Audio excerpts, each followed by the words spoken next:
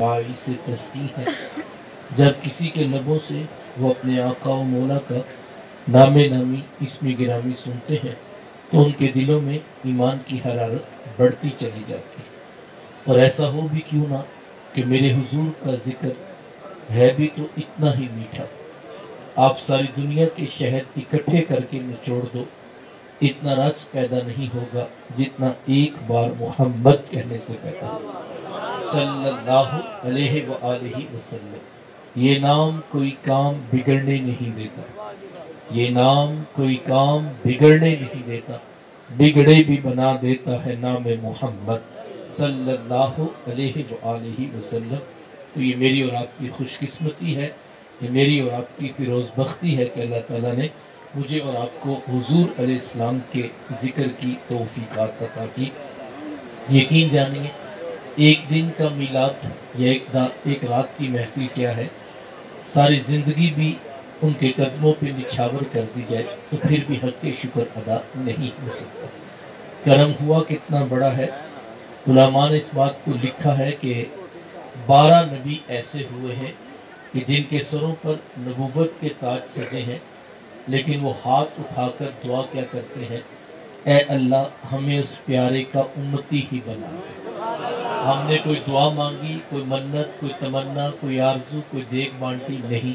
हम पैदा हुए थे कि वालिद साहब मस्जिद से कारी साहब को बुला लाए और बात भी मोहब्बत की थी तो उन्होंने कान करीब करके कहा, मुबारक हो तू भी उसी आका का गुलाम बन के आ गया। तो फिर मैं क्यों न कहूँ, शाहों से मिला है न तवंगर से मिला है, शाहों से मिला है न तवंगर से मिला है, अल्लाह का इरफान इसी दर से मिला है। औरों को मिला है तो मुकद्दर से मिला है, मुझे तो मुकद्दर भी तेरे दर से मिला है। ये मेरा और आपका फख्र है, ये मेरा और आपका एजाज़ है कि अल्लाह ताला ने मुझे और आपको महबूब अलैहिस्सलाम के जिक्र की तौफीक अता कर दी। ये बहुत बड़ा करम है। बात वही है कि जो हज़रत हसन बिन साबित रज़ी अल्लाह ताला अन्हो ने कही थी कि लोगों में अपने शेरों से हुजूर की तारीफ नहीं करता, बल्कि हकीकत ये है कि जब महबूब का नाम आता है मेरे शेरों का हुस्न बढ़ जाता है। असल में जो हुजूर की मदह कर रहा होता है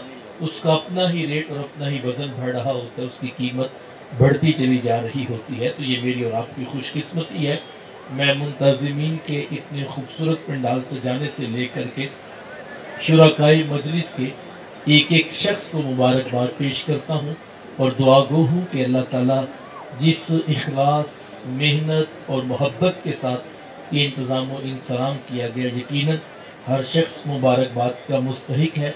अल्लाह ताला हुजूर की मोहब्बत हमारी नस्लों में भी ज़िंदा रखे और हमारी औलादों को भी दीन रसूल की राहें नसीब फरमाए। मैं मुख्तसर वक्त में हुजूर अलैहिस्सलाम की सीरत तय्यबा के कुछ रोशन पहलुओं पर आपकी तवज्जो चाहूँगा, इस दुआ के साथ कि अल्लाह ताला काबिल अमल बातों पर तौफीक अमल नसीब फरमाए। आप जानते हैं कि अल्लाह के रसूल सल्लल्लाहु अलैहि व आलिहि वसल्लम जब उनकी विलादत हुई तो 7 दिन तक अपनी वालिदा हज़रत आमिना सलामुल्लाह अलैहा का दूध पिया।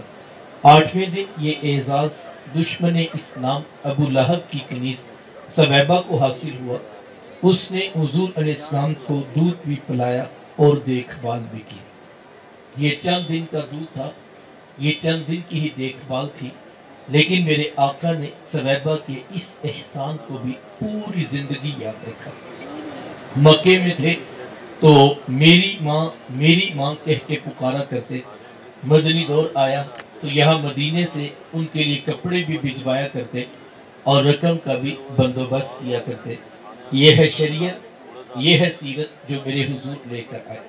मेरे हुजूर तशरीफ फरमाते सहाबा बैठे थे कि दूर से एक बूढ़ी खातून को अपनी तरफ आते देखा। आका करीम अलैहिस्सलाम की नजर पड़ी तो मेरे हुजूर उठ खड़े हुए, मेरी माँ पुकारते हुए और दौड़ लगाते हुए उनके करीब पहुंचे। फिर कंधों से वो चादर उतार कर नीचे जमीन पर बिछा दी, जिसे मैं और आप कायनात का कीमती असासा समझते हैं।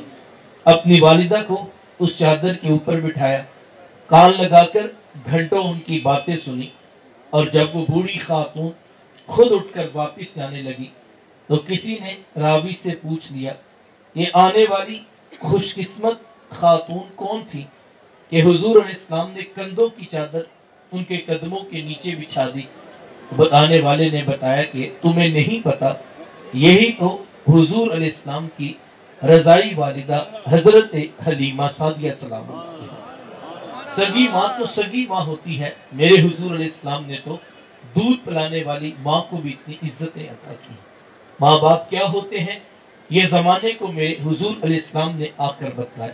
آقا کریم علیہ السلام تشریف فرماتے کہ ایک نوجوان حاضر خدمت ہوتا ہے اور آ کر عرض کرتا ہے کہ حضور جی میں جہاد پہ جانا چاہتا ہوں، یعنی میں یہ چاہتا ہوں کہ میں ہاتھ میں تلوار پکڑ کر دشمنان خدا اور رسول کے اوپر ٹوٹ پڑوں اور اس راہ میں اپنی جان جیسی متاع عزیز پیش کر دوں۔ کسی چھوٹے کام کی اجازت طلب نہیں کی جا رہی، اتنا بڑا کام، اتنی بڑی کاز کہ جس کے بارے کہا گیا شہید کے خون کا قطرہ ابھی زمین پر نہیں گرتا کہ اس کے ماں قبل کے گناہوں کو بخش دیا جاتا ہے، اتنے بڑے کام کی آنے والا اجازت طلب کرتا ہے۔ لیکن میرے حضور کیا پوچھتے ہیں، احی والدہ کا، کیا آپ کے ماں باپ زندہ ہیں؟ قال نعم، جی حضور زندہ ہیں۔ قال ففیہما فجاہد، فرمایا جائیے ان کی خدمت کیجئے، یہی آپ کا جہاد ہے۔ ماں تڑپ رہی ہو، بیٹا جہاد کرے یا تبلیغ، اللہ کا قرب نہیں ملے گا جب تک ساتھ میں ماں باپ راضی نہیں ہوں۔ یہ بنیادی تعلیمات ہیں جو اللہ کے رسول صلی اللہ علیہ وآلہ وسلم نے عطا کی۔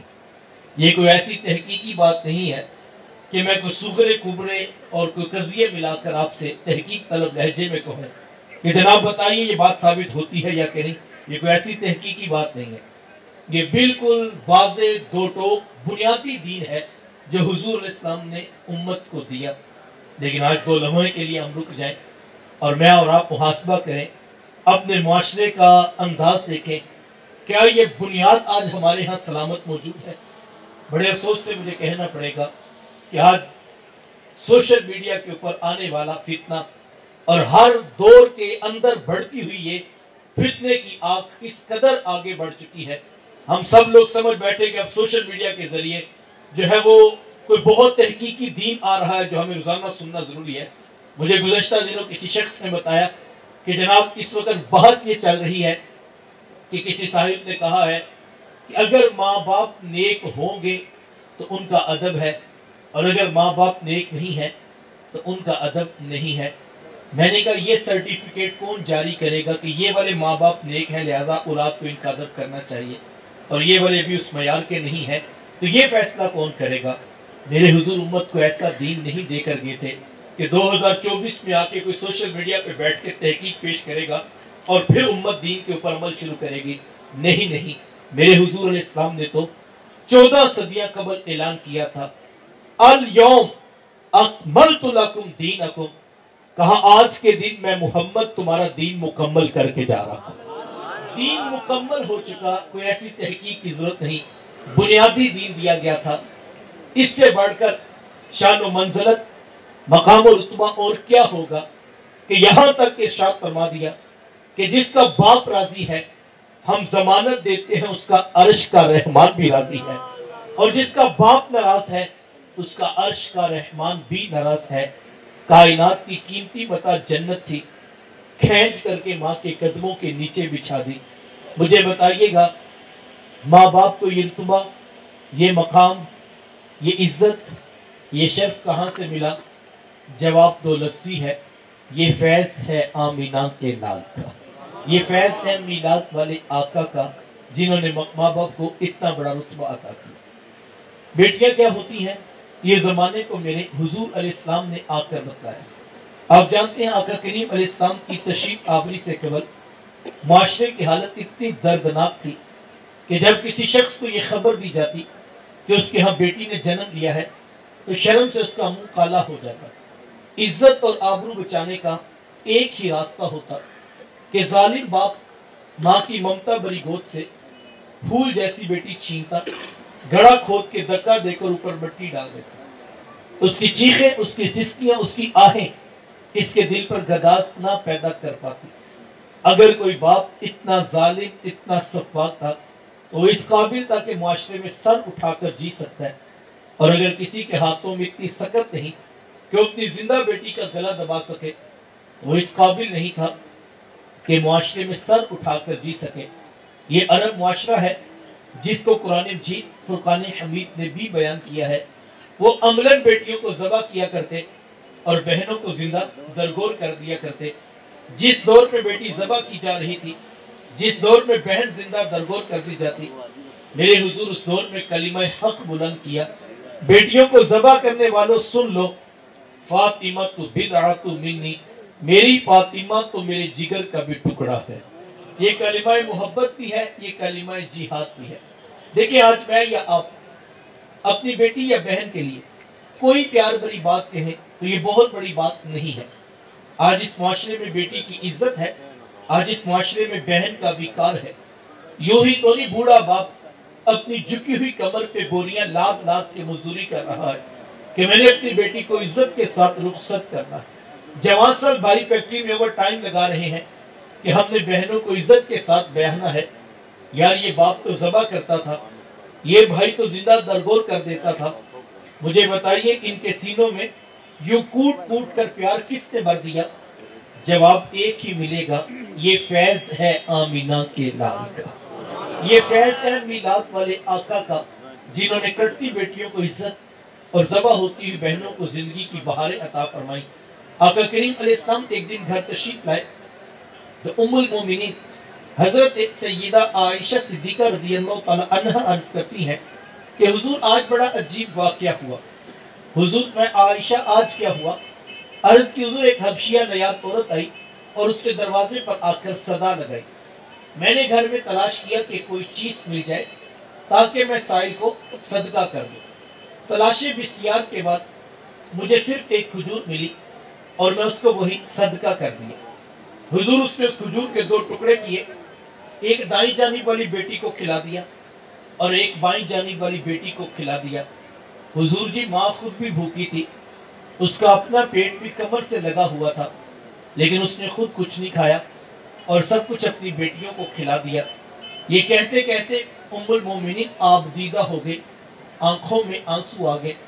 تو حضور، میں سنو عائشہ، اگر کل قیامت کے دن ان بچیوں کی ماں کو جہنم میں جانے کا حکم ہو گیا تو یہی بیٹیاں درمیان میں آڑ بن کے کھڑی ہو جائیں گی کہ مالک، ہم تو اپنی ماں کو جہنم میں نہیں جانے دیں گی، اللہ ان بچیوں کی سفارش قبول کر کے ان کی ماں کو جنت عطا کرے گا۔ کہاں بیٹیاں باعث شرم و ننگوار سمجھی جاتی تھی، کہاں بیٹیاں ہی دخول جنت کا سبب قرار پائیں۔ خود فرمایا، جس کو اللہ نے 2 بیٹیاں یا 2 بہنیں عطا کی، پھر اس نے ان کی پرورش کی، ان کی تربیت کی، یہاں تک کہ ان کا نکاح کر دیا اور پھر پیچھے سے بھی اس نے خیر خبر رکھی۔ میرے حضور فرماتے ہیں، اتنا خوش قسمت شخص ہے، کل قیامت کے دن میرے اتنے قریب ہوگا جتنی یہ 2 انگلیاں آپس میں قریب ہیں۔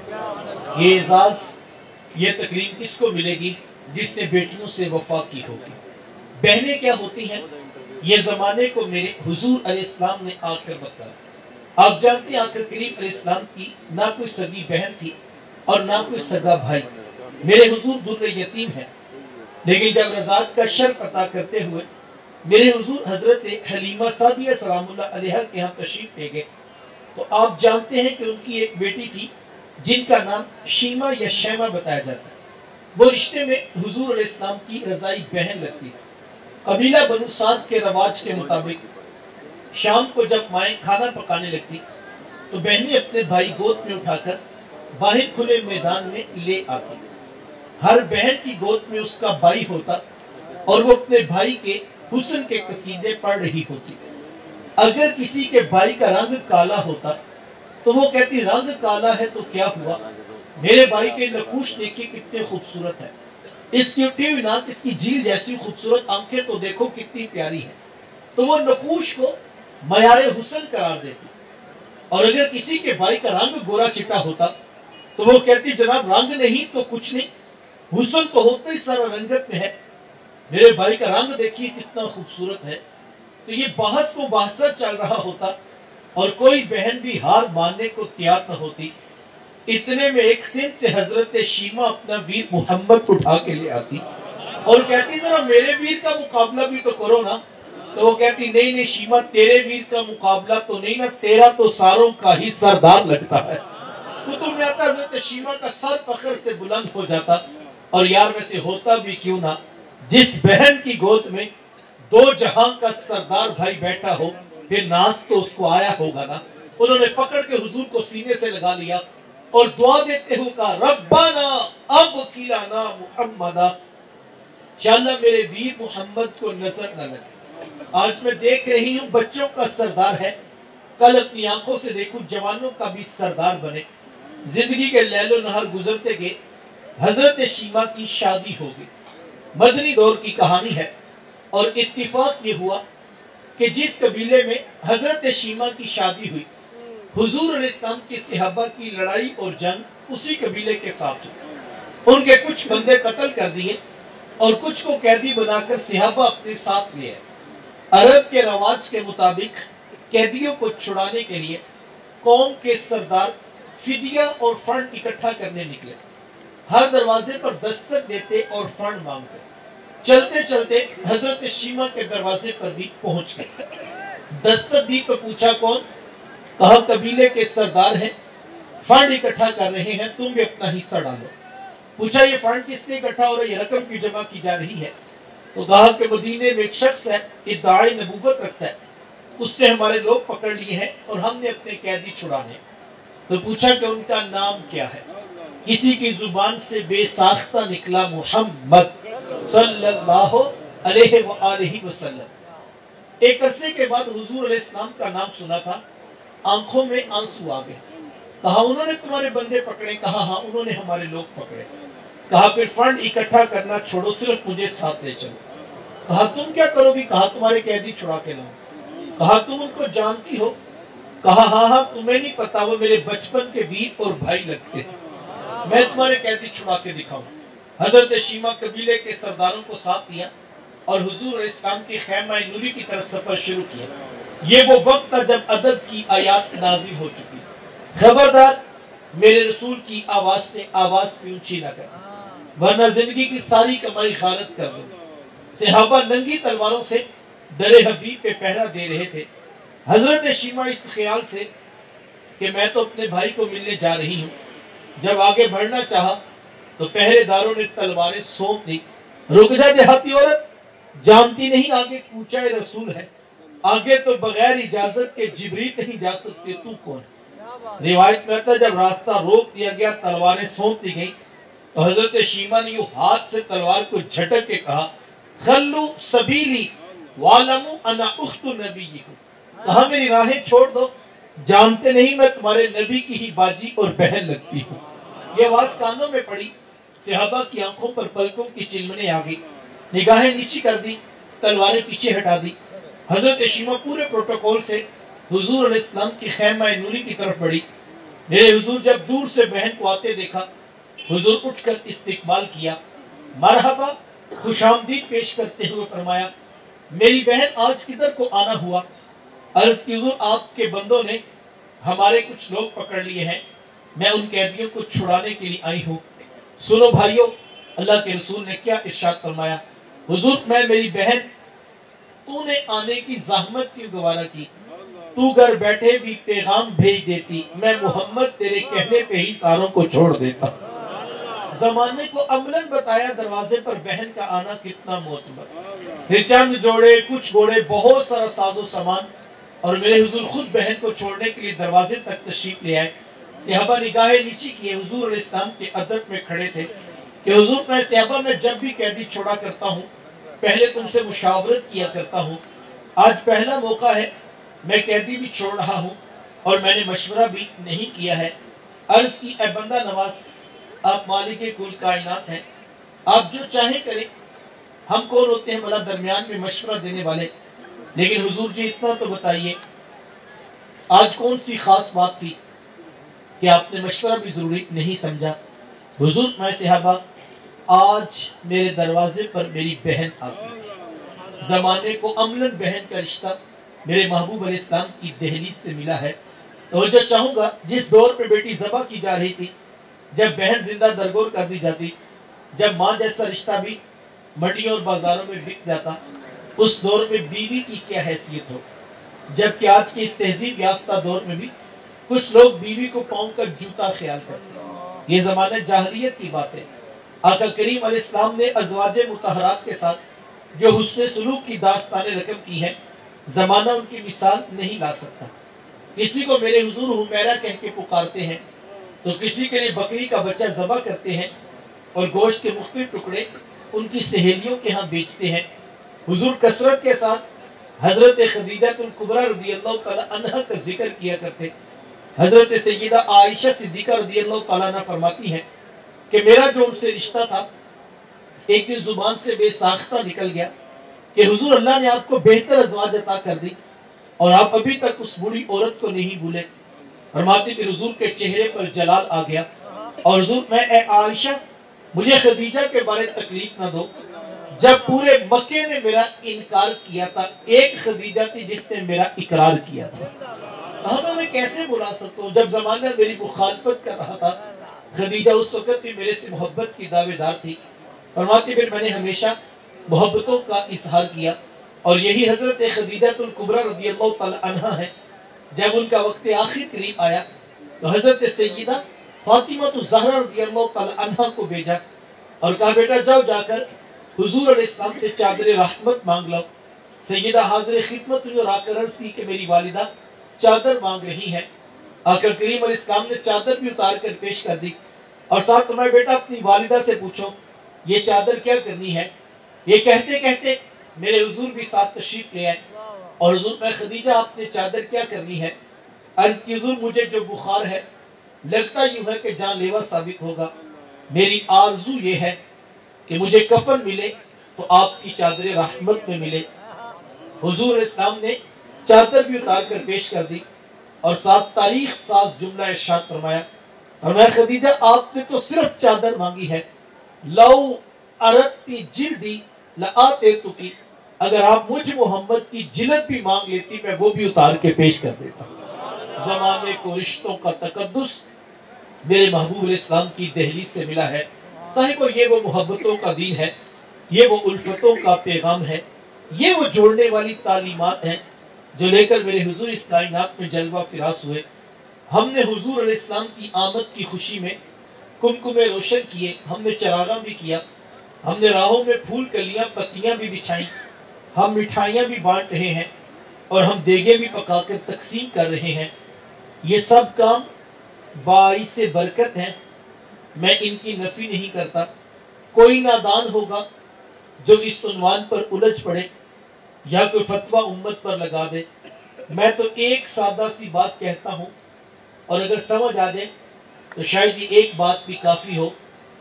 क्या ख्याल है यार, अगर हुजूर अलैहिस्सलाम की आमद की खुशी भी नहीं मनानी तो फिर कायनात में खुशी बचती कौन सी है? खुशी होती क्या है? खुशी कहते किसे है?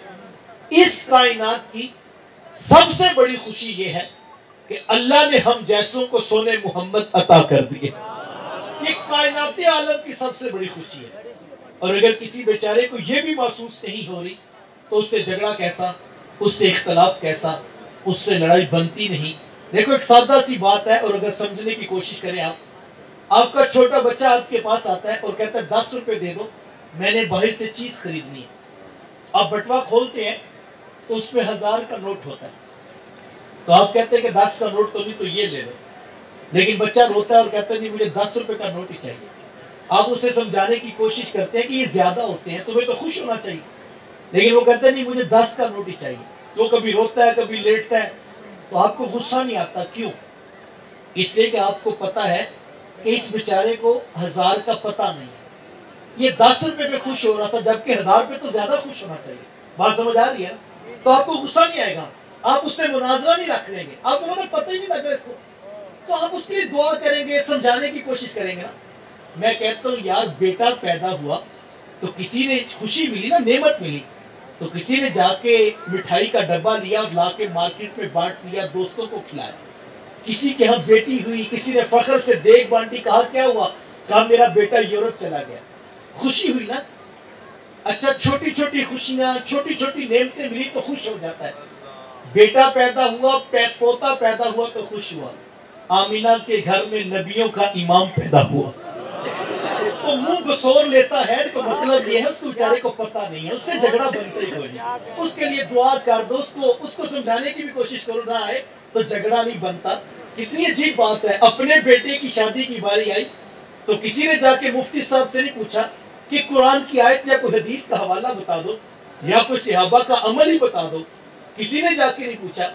लेकिन कैसी अजीब बात है कि जब हुजूर इस्लाम की विलादत की खुशी आ गई तो दारुल इफ्ता भी याद आ गया और जामिया वाले भी निकल आए बाहर। तो इसका मतलब है कि कुछ मसला तो है ना। तो मैं सादा सी बात कर रहा हूँ, बड़ी बुनियादी सी बात से आपको समझा रहा हूँ कि कोई नेमत मिले तो खुश होते हो, नेमते कुबरा मिल जाए तो नाराजगी होते हो, फिर भी खुशी मनाओ ना। तो खुशी का हर तरीका जायज है, महमूद है, बाइस बरकत है, अगर वो शरीयत के ज़ाब्तों के मुताबिक है। तो इस चीज को समझने की भी जरूरत है। तो मुझे और आपको जो है वो मोहब्बत के साथ, प्यार के साथ, उल्फत के साथ, ये खुशी का मौसम है, लड़ना नहीं, झगड़ना नहीं, दुआ कर दीजिए और आप उसके लिए हदायत की राहों पे आने के लिए उसके लिए कोशिश कर सकते हैं। लेकिन झगड़िएगा ना, मोहब्बत, प्यार और उल्फत से ही शमा रोशन होती है।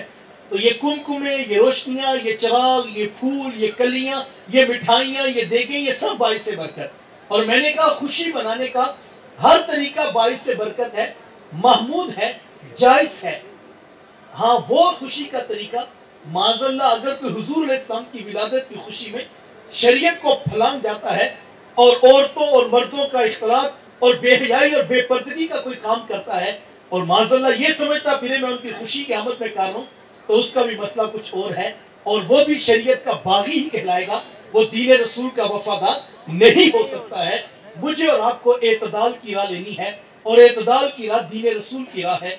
तो ये कुमकुमे, ये रोशनियां, ये चिराग, ये फूल, ये कलियां, ये मिठाइयां, ये देगे, ये सब बाइस बरकत। लेकिन याद रखिएगा, ये सब कुछ बाइस बरकत होने के बावजूद भी ये सब कुछ आगाज़े सफर है, ये मंजिल नहीं है। मंजिल मेरे हुजूर की जात है, मंजिल मेरे महबूब का पैगाम है, मंजिल उनकी सीरत, मंजिल उनके अखलाक, मंजिल उनका उस्वा नूर है। तो बड़ा नादान होगा ना जो सिर्फ आगाज की झंडियां देख के ही उलझा और सारी जिंदगी फतवे लगाने में गुजर गई। मैं कहता हूँ यार, सारी जिंदगी फतवे लगाए हैं, काश के एक कदम बढ़कर आगे देखता तो सही कोई। दिल से शायद किसी कोने से आवाज आती कि यार जिस सफर का आगाज इतना खूबसूरत है उसकी मंजिल कितनी प्यारी होगी। तो मंजिल तो हुजूर की जात थी, मंजिल तो उनका पैगाम, मंजिल तो उनका उस्वा नूर है। तो कितना नादान होगा जो झंडियों पे उलझा और सारी जिंदगी फतवे लगाने में गुजर गई। अच्छा, अगर वो नादान ठहरा तो यार वो भी तो कोई अक्लमंद नहीं होगा जो सारी रात झंडियां टांगता रहा, चरागों में तेल डालता रहा, कुमकुमे रोशन करता रहा और जब सुबह फजर की नमाज की बारी आई तो वो भी सोया हुआ और वो भी मस्जिद आने के लिए तैयार नहीं। वो झंडियों को ही सारा कुछ समझ बैठा। तो वो झंडियों को ही सब कुछ समझ बैठा। तो हमारा मसला शायद ये बन गया है कि कोई झंडियों में उलझ गया और उसको भी मंजिल याद ना रही, उसने इसी को दीन और इसी को जिहाद बना लिया और इसे ही उलट के फतवे लगाने में गुजर गई और मंजिल उसकी भी मुंतजिर थी। और कोई झंडियों में इस तरह खो गया, कोई झंडियों को ही सब कुछ समझ बैठा और मंजिल की तरफ जाना उसको भी याद ना रहा। तो याद रखिएगा, मंजिलें ना उलझने से मिलती हैं ना खो जाने से मिलती हैं, मंजिलें तो दम दम यार के जिक्र से मिलती हैं। मंजिलें तो उनकी सीरत, उनके अखलाक, उनके उस्वा नूर, उनके बताए हुए तरीके पे आना होगा। देखो, मैं अपनी मर्जी से कोई और तरीका वजह कर लेता हूँ और मेरे हुजूर तो फरमाते हैं मैं आलाते मौसीकी को तोड़ने के लिए आया और कोई हुजूर की विलादत में माज़अल्लाह मौसीकी वाले आलात लेकर आ दे और बेहयाई और बेपर्दगी के कल्चर को फरोग दे तो वो बागी शरीयत को हो सकता है, दीन रसूल का प्रचार करने वाला नहीं हो सकता। तो मैं आपसे कहना चाहूंगा, ना हमने उलझना है ना हमने खो जाना है, हमने तो दम दम यार की गली तक जाना है और हुजूर की सुन्नत के फरेरे को लहराना है। मैं अपनी सारी 30-35 मिनट की बात को 2 जुमलों में कहकर मुकम्मल करना चाहूं। हो सकता है आपको मेरी सारी तकरीर याद ना रहे, لیکن میری شیخ طریقت کی زبان سے نکلے ہوئے یہ دو جملے اپنی منزل کے طور پر میں اور آپ دلوں کی تختیوں پہ نقش کر لیں. کیا میٹھا لہجہ، کیا پیار بھرا انداز ہے. میرے شیخ طریقت فرمایا کرتے ہیں کہ بیٹا یہ نہ ہو کہ لوگ تم سے پوچھیں کہ تم کون ہوتے ہو اور تم پاسپورٹ سے مذہب والا کھانا نکال کے دکھاؤ. یہ دیکھیے اسلام لکھا ہے ہم مسلمان ہوتے ہیں. کہا نہیں بیٹا، نہ کسی کو پوچھنا پڑے نہ کسی کو بتانا پڑے. تم دور سے آ رہے ہو، تمہاری وضع قطع، شکل و صورت، چال ڈھال، انداز معاشرت، طرز زندگی اتنا خوبصورت ہو کہ تم دور سے آ رہے ہو اور لوگ مسکرا کے کہیں وہ دیکھیے میلاد والے آقا کا امتی آ رہا ہے. نور آنکھوں میں تو چہروں پہ اجالے ہوں گے، مصطفیٰ والوں کے انداز نرالے ہوں گے. دیکھو ہمیں ہر بار نعرہ لگا کے کیوں یقین آتا ہے کہ ہم حضور کے عاشق ہیں؟ ہمیں سال کے بعد صرف جھنڈیاں لگا کے کیوں بتانا پڑے یہ عاشقوں کا گھر ہے؟ مزہ تو یہ ہے کہ نوجوان گلی سے گزر رہا ہو، اس کی جھکی ہوئی آنکھیں بتا رہی ہوں سونے محمد کا غلام جا رہا. کمال تو یہ ہے کوئی ہمارے ساتھ کاروبار کرے تو وہ مطمئن ہو جائے کہ میرے ساتھ دھوکہ نہیں ہوگا، فراڈ نہیں ہوگا، خیانت نہیں ہوگی. تو کوئی پوچھے گا نا یار آج کل تو کوئی پرائے اپنوں پر اعتماد نہیں کرتا اور آپ نے کسی پرائے شخص پر اتنا اعتماد آنکھیں بند کر کے کیسے کر لیا؟ تو یار مزہ یہ ہے کوئی بطور حوالہ کہے یہ دھوکہ نہیں دے گا. کہا کیوں نہیں دھوکہ دے سکتا؟ کہا تمہیں نہیں پتا یہ ہمارے گاؤں میں حضور کا میلاد کرواتا ہے اور میلاد والا کبھی جھوٹا ہو ہی نہیں سکتا. مزہ تو یہ ہے کہ اگر میرے حضور کا نام اور ان کے نام کا جھنڈا میرے ہاتھ میں ہے پھر میرا کردار، میرے اخلاق، میرے رویے، میرے طرز زندگی بھی رسول اللہ کی سیرت سے روشنی حاصل کر لیں. آپ اتنے لوگ موجود ہیں، میں کسی انقلاب کا آپ سے ہاتھ نہیں اٹھواتا. ویسے عمومی طور پر قوم کا رویہ یہی بنا ہوا ہے. ہم سب لوگ ایک بڑے انقلاب کا خواب دیکھ کر منتظر ہیں. ہم سب سمجھتے ہیں کہ شاید ابھی ایک ایسا لیڈر اٹھے گا جسے آج تک کسی نے نہیں دیکھا ہوگا. پھر روڈ بلاک ہوں گے، ہڑتالیں ہوں گی، جلوس نکلیں گے، دکانیں بند ہوں گی اور صبح 26 کروڑ پاکستانی سچ بول رہے ہوں گے. ایسا نہیں ہوگا جناب. یہ جب تک ہم کردار کے ساتھ. مجھے کسی نے کہا کہ انقلاب کیوں نہیں آتا؟ میں نے کہا انقلاب کا نصاب میرے رسول 30 پاروں پر مشتمل امت کو دے کر گئے تھے. ہزاروں آیات پر مشتمل وہ انقلاب کا نصاب ہمارے گھروں میں موجود ہے جناب. اور ابھی تو اوپر سے دیکھ کے نصاب پڑھنا نہیں آتا. اس کا معنی، مطلب، مفہوم، ترجمہ، اس پر عمل پیرا ہونا وہ تو بڑے دور کی منزل ہے جناب. ہمارا انقلاب سے کتنا تعلق ہے؟ ہمارا صرف اتنا تعلق رہ گیا جناب جب ہماری بیٹی کی رخصتی ہونے لگی تو ہم نے کہا ذرا رکیے گا. کہا کیا ہوا؟ کہا ذرا وہ انقلاب والی کتاب لانا. میں نے اس کتاب کے سائے تلے اپنی بیٹی کو رخصت کرنا. ہمارا انقلاب سے کتنا تعلق ہے؟ جب ہم نے نیا کاروبار شروع کیا تو ہم نے کہا قاری صاحب ذرا 30 بچے پورے بھیجنا اور ان کو کہا بیٹا انقلاب والی کتاب کا ایک ایک پارہ تم سارے پڑھ دو تاکہ یہاں برکت ہو جائے. ہمارا انقلاب سے کتنا تعلق ہے جناب؟ جب ہمارے بوڑھے کی روح اٹک گئی تو ہم پریشان ہوئے تو کسی نے بتایا انقلاب والی کتاب میں ایک سورہ یاسین بھی ہے، وہ پڑھو، انقلاب والی کتاب یہ مسئلہ بھی تمہارا حل کر دے گی. ہمارا تعلق کتنا ہے؟ جب ہمارا بچہ بیمار ہوا تو ہم نے کسی سے پوچھا اور ہم نے ایک آیت نکالی اور اس کا دم کر کے اس کو پانی پلا دیا.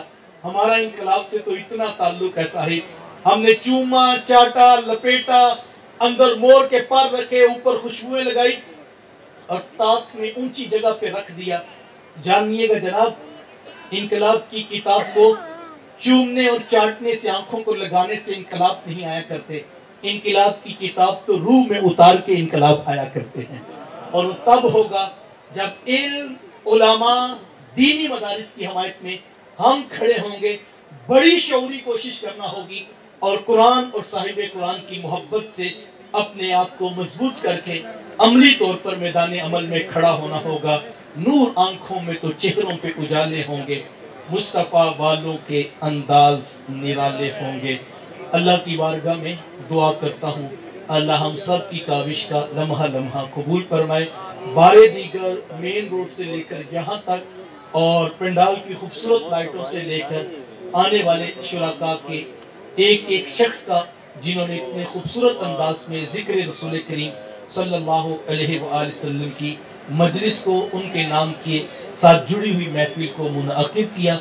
अल्लाह ताला अमल की तौफीकात नसीब फरमाए कि मोहम्मद से वफा तूने तो हम तेरे हैं, ये जहां चीज है क्या लोहो कलम तेरे।